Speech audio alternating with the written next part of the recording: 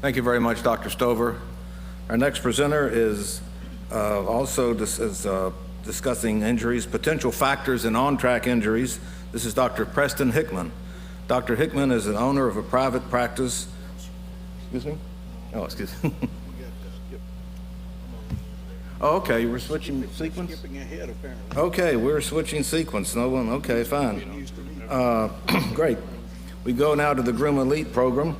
Dr. Reid McLellan is executive director of the Groom Elite program. He has had a unique career. Earlier, he established an award-winning program to train racehorse trainers at Louisiana Tech University. I remember that very well. And then he developed a trainer's exam prep class while racing education manager at Sam Houston Park.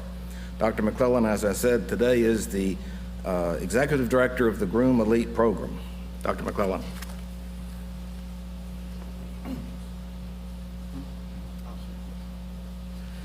Thank you, Ed.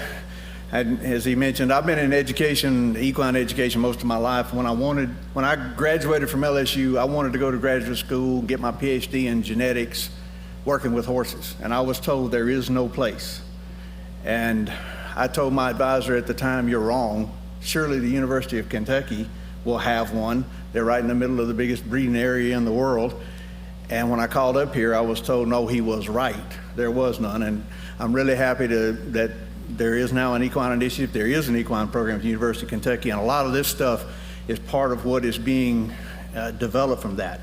But an owner in Texas, Sue O'Hara, took my trainer's exam prep class, and then she went to the barn one day and she looked at her horses and she realized that it wasn't the trainer that spent the most time with the horse. It wasn't the assistant trainer. It wasn't the veterinarian. It wasn't the jockey. It wasn't the exercise rider. The person that spent the most time with her racehorse was a groom. And as a result of that, a Groom Elite program was developed because she found out that those grooms didn't have to have any background. They had no training. They had no opportunity to improve their skills and thereby advance.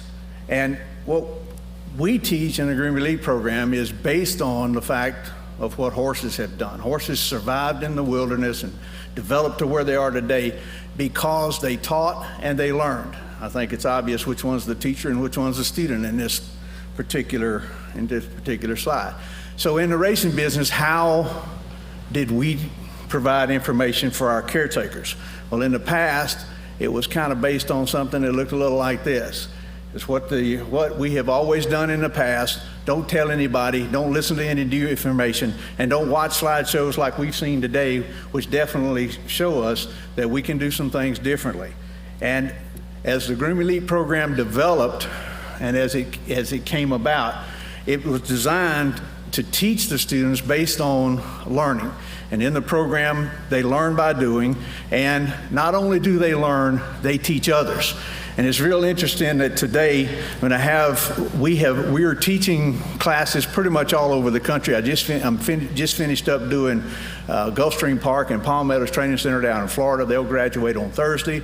We start up at Philadelphia Park in Penn National in April, and I'll show you this slide a little bit later on as we do a trainer's exam class at Churchill Downs later this month. We have three main groom classes: Groom Elite 101, Groom Elite 201, and an Owner Trainer Elite 301, which is also 4 grooms that want to wind up being assistant trainers. In both Groom Elite 101 and 201, there is a practical exam at the end in which they take a written portion, and then they have to do minimum skills in health, nutrition, bandaging, tacking, and behavior.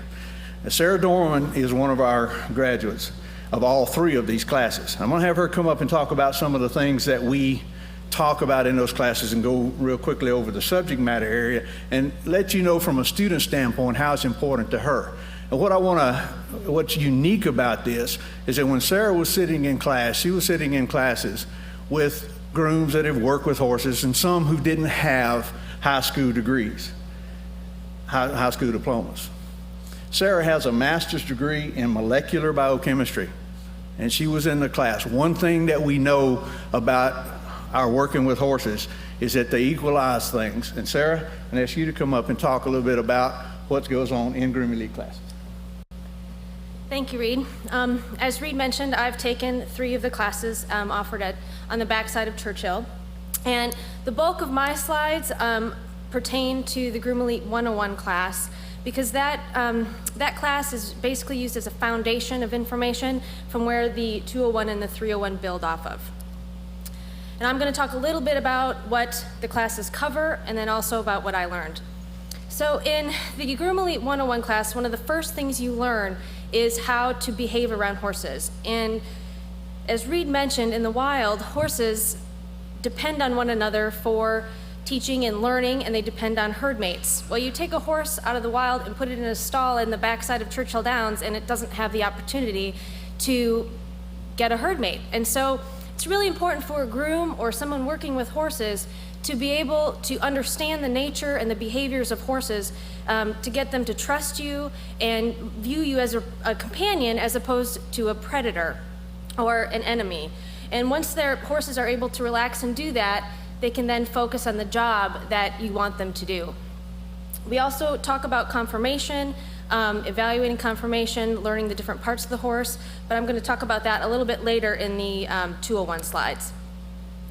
We go over the basic health check of a horse, knowing the normal ranges of temperature, pulse, respiration, doing a dehydration test.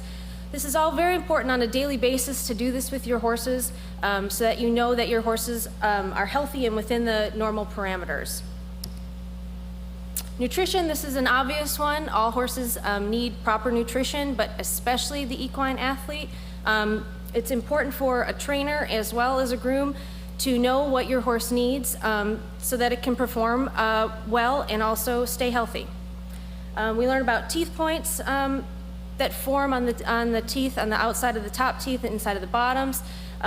This can, a groom can come to a trainer and say, oh, I think, the horse needs, is having some mouth problems, it's not taking the bit. It's very important for a groom to be able to identify something like that. Pasture and hay is the best ulcer medicine.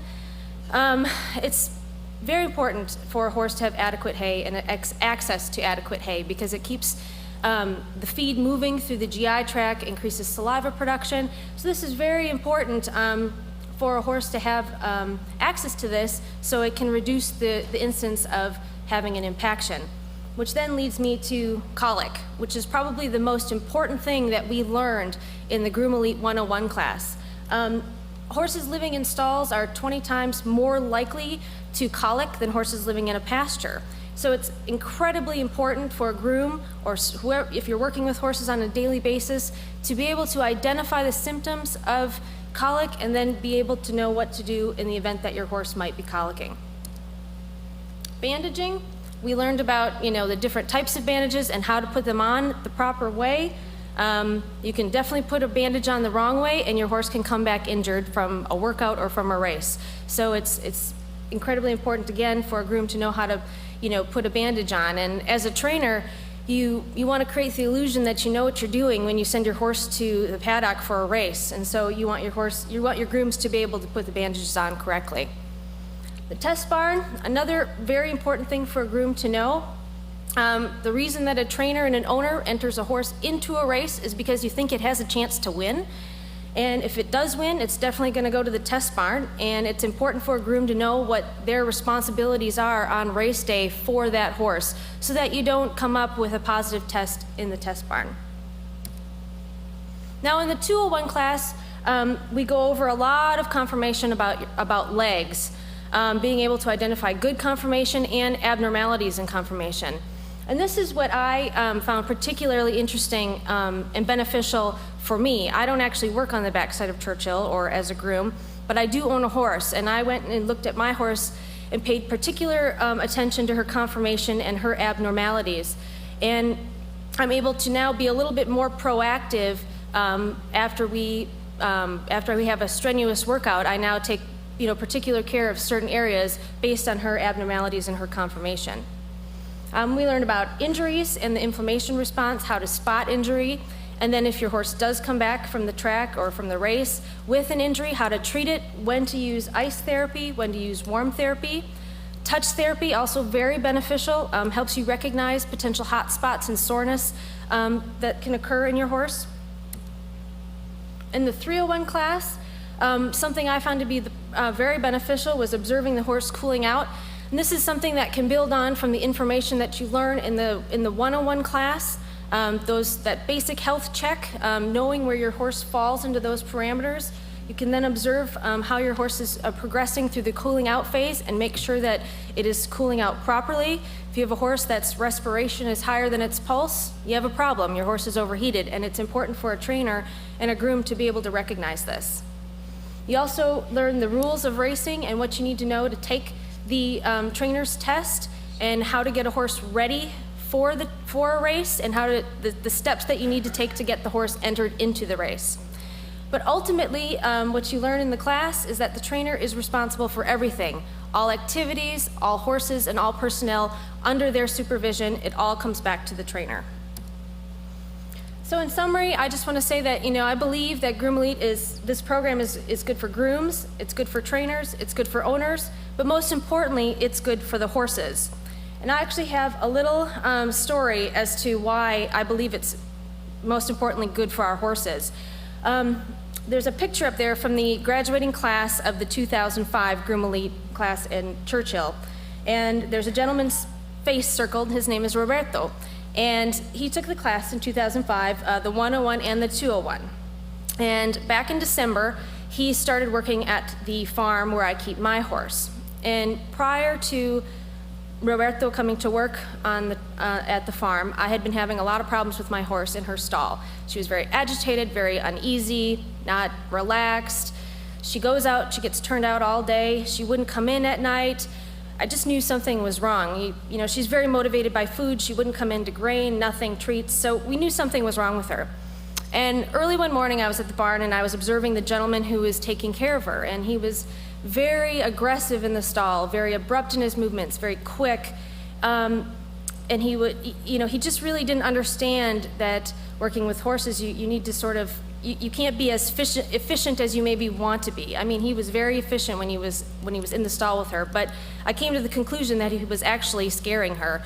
And when Roberto started working at the farm, I noticed a significant difference in her demeanor in her stall. She is no longer on edge, she's no longer agitated, and she comes in from the pasture every day now, and we don't have any problems with this. And I attribute it to the fact that Roberto has taken these classes, and he knows how to work with horses. And I believe that Groom Elite education is essential to the welfare and well-being of a racehorse.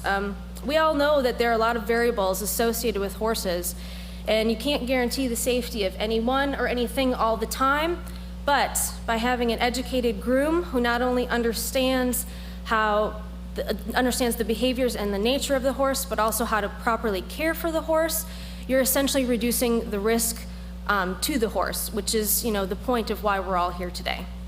So I'm going to send it back to Reid. Thank you, Sarah. And one of the things that we're doing, in addition to the courses that we do at the track, we have programs for juniors. We have junior elite programs. We're actually working with one of the farms here. They're developing a farm groom elite program, and that will help.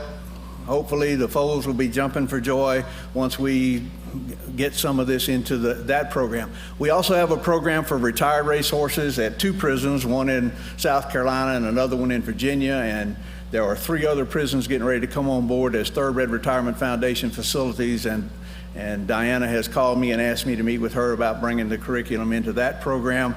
And so we take them from being born until they're retired. We provide information for people to take care of them, and all of that helps us to do the things that we want to do. Churchill Downs, as I said, Trainers Elite 301 class, March 28th and 30th. You can kind of see some of the classes there. We're teaching all over the country this year, and there will be a class somewhere close to where you might be. And if you have any information, you can go to our website at groomelite.com to get that information. One of the things that we started with was how horses do in the wild, and they survive because they took care of each other. And I think this Welfare and Safety Summit has people working together.